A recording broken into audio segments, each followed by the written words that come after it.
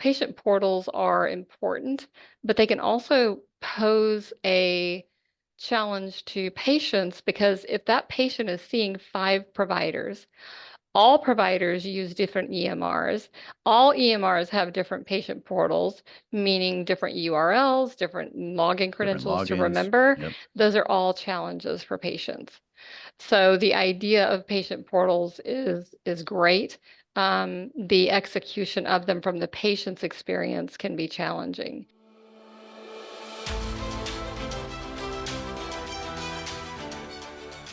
Welcome to another episode of the Physician Growth Accelerator, a show where we break down your private medical practice systems into vitals, give you the tools to diagnose what may be restricting your growth, and prescribe what to do about it.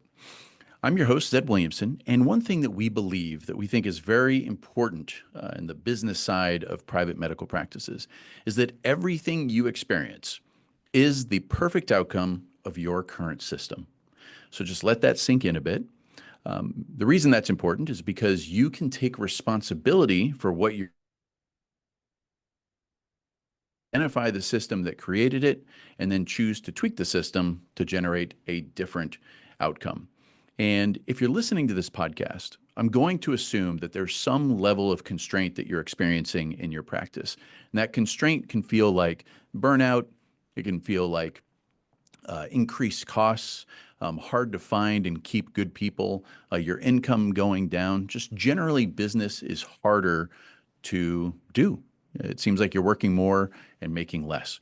And if that's the case, go to physiciangrowthaccelerator.com and click on Check Your Vitals.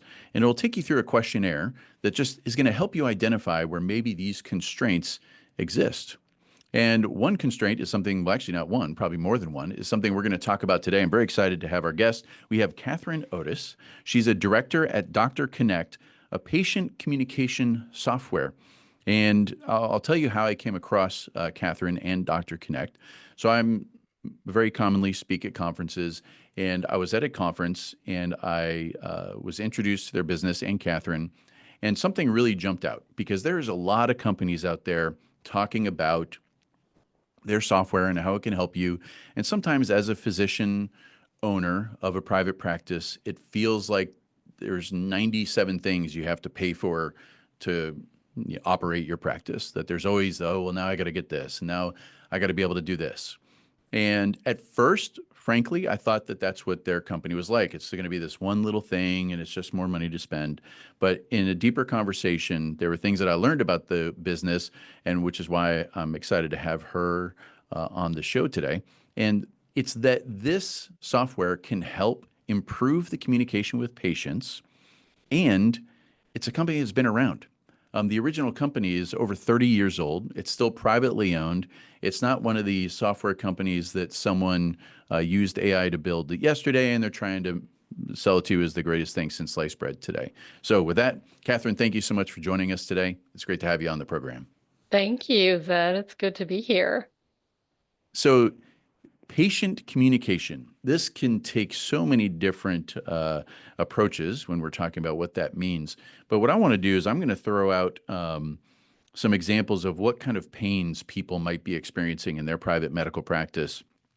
And then you can let me know if I'm off track at all related to, is this something that patient communication represents in what your software provides? But if there's a practice out there and they're dealing with high no-show rates, that could be a problem. Maybe patient cancellations, possibly a large accounts receivable or patients owing a lot of money to the practice. Maybe it feels like a surgeon or a physician is twiddling their thumbs because they had a patient booked, but the patient canceled or no-showed, and now we have this wasted time.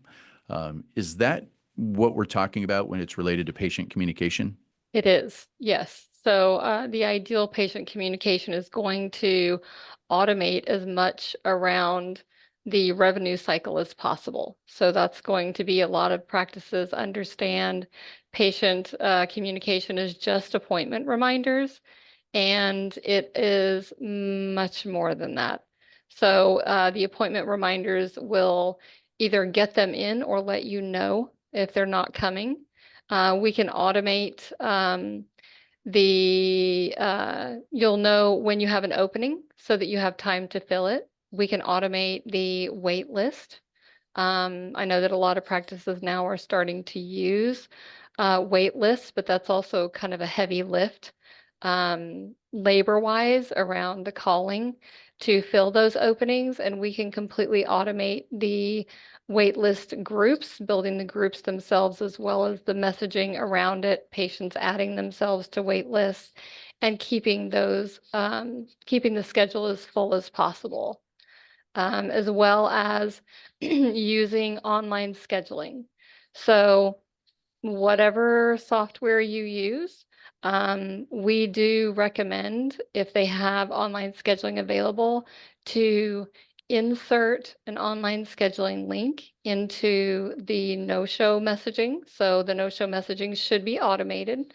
And then also in the reschedule bounce backs. So by text message and email, you can also put the online scheduling links in there as well, so that it helps reduce your call volume and hold time, and therefore the patient experience too.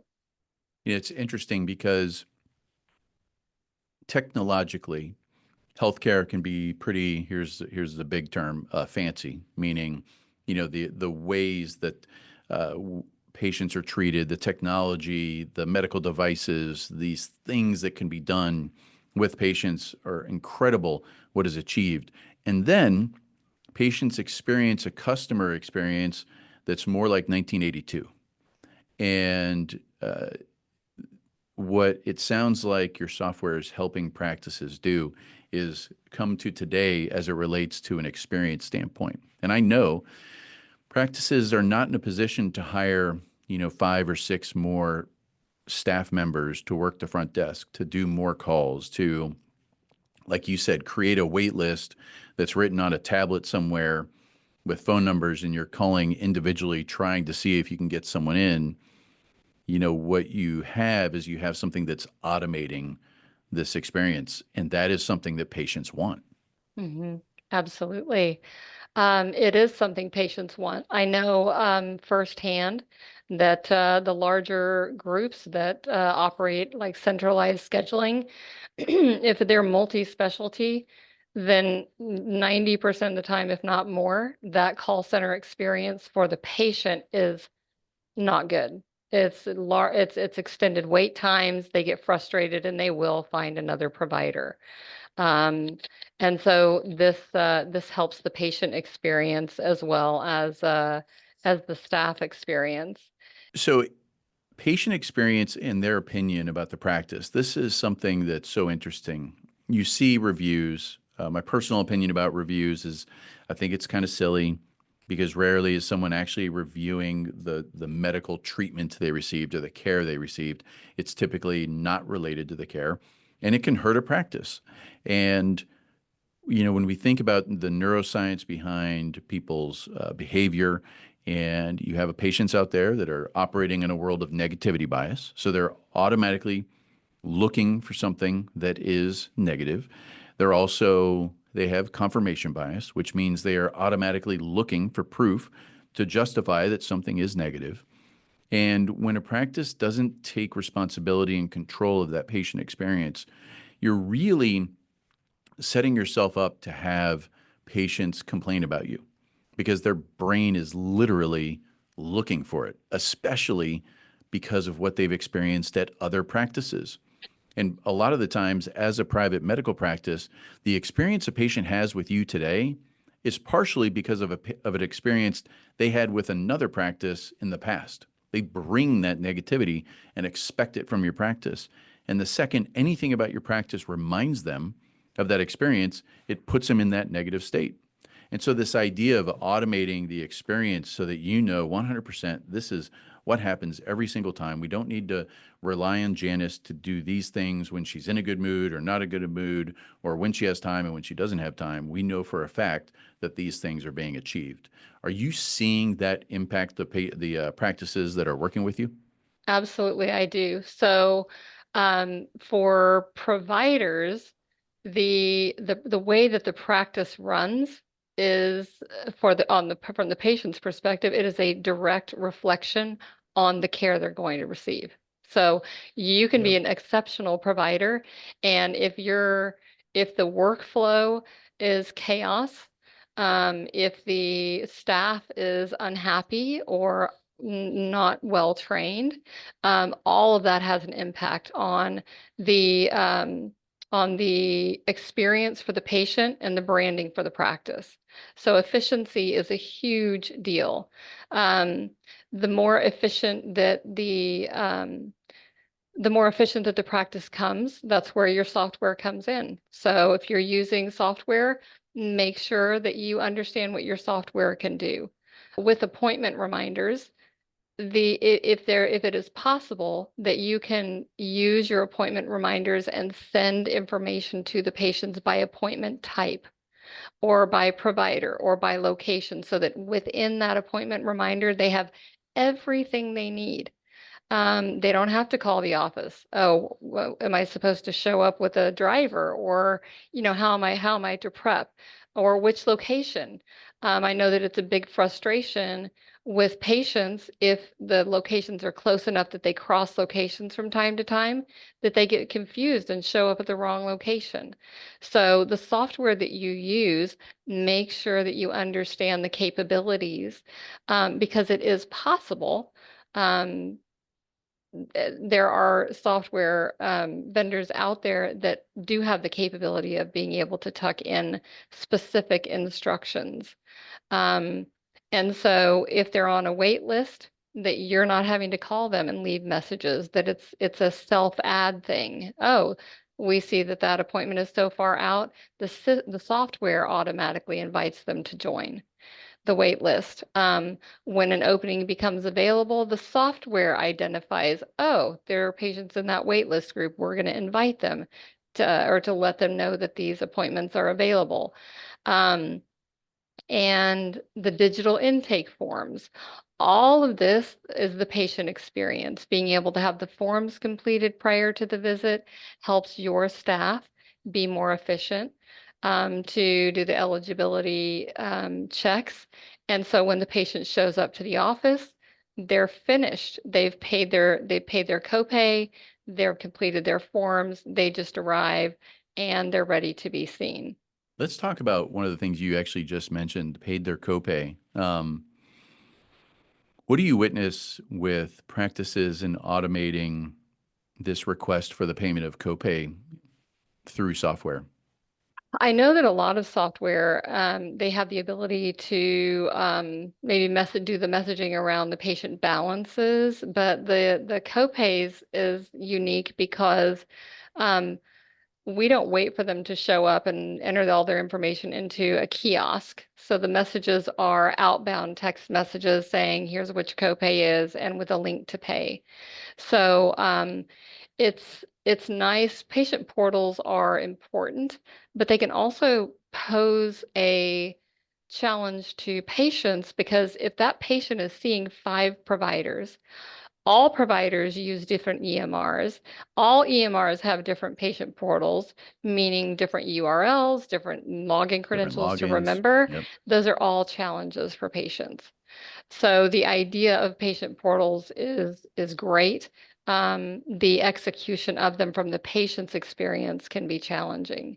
So um, if your software can just deliver a text message with a link where there's no portal login, um, that would be ideal. Then they can pay those copays once they're finished with completing their intake forms at home.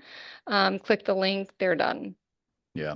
And it's, as a private medical practice business, part of how you structure a moat around your organization so that you're always in this independent state. You never in this position of I have to or concern is 100% related to accounts receivable. If you have a big balance on accounts receivable that goes out, 45, 90, 120 days, that puts pressure on the practice. One way to think about that is if you have to drive 300 miles and you have 10 gallons of gas in the car, then you really are concerned about where that next gas station is. And you may not focus as much on the goal of getting to your destination. And the same thing with accounts receivable and a business. If we are concerned because so much is out there that we have to get to, it impacts how we strategically think about our business compared to little tools like this that can bring that account receivable balance in. So I really love that approach to collecting payments from patients. Plus, holy moly, I mean, if they pay, they're going to show. So, Yeah, exactly. Um, and Zed, so the talking about the receivables jumping from copay into the balances, if you're still using paper statements, that is you can save a lot of money by using your software to automate the statements and send them by text and email. So either way, as long as you're putting that online payment link into your text messages and emails, um, you can send that for the balances as well. And there are a lot of payment processors that will allow you, especially for the specialists, so they might have a larger balance um, or the surgical where the patient has a larger balance.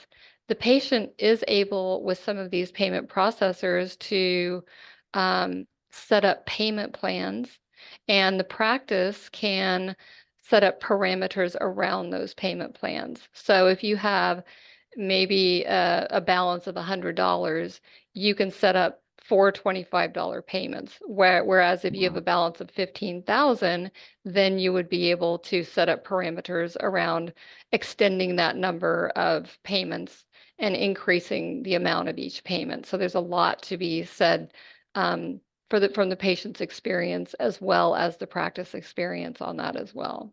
Yeah, and the impact on staff, right? That's, everyone is overworked. Some of the roles that are in a private practice are a little undefined, meaning they're kind of a catch-all across so many things. And if we can automate things, it improves everything. So I'm curious, let's say there's a physician out there and they go, okay, well, this kind of sounds interesting, but maybe they're worried about something like, okay, great. Do I have to change my EMR? Like, what does that look like? So you don't have to change your EMR. Our software and a lot of the patient engagement software vendors, they just interface or plug into the EMR. So you would still continue with your clinical and your practice management side, and we can just interface with the practice management. So appointment scheduling is done as normal. The clinical side still is. So this would just be an add-on where all of these different features for your automation happens on the side. And most of the time, depending on the EMR vendor, we can push the data back in. So the confirmations, the digital intake forms, the receipt of payments, those can all be pushed back in. Truly automated. That's great. Mhm. That's really good. So if someone is out there and is thinking about this, the best thing for them to do would be to go to your website to learn more information. Absolutely. They can go to DoctorConnect.net, and doctor is spelled out. Got it. And we will put that in the show notes for those of you that are driving around. So you have easy access, DoctorConnect.net with doctor being spelled out. Catherine, thank you so much for joining us today. There's a lot of opportunity for private medical practices to optimize their throughput of patients using tools like this. And I appreciate that it's a privately owned business. It's been a while, been around a while, I should say. So I appreciate that too. Thank you so much for joining us today. Thank you for having me. Absolutely.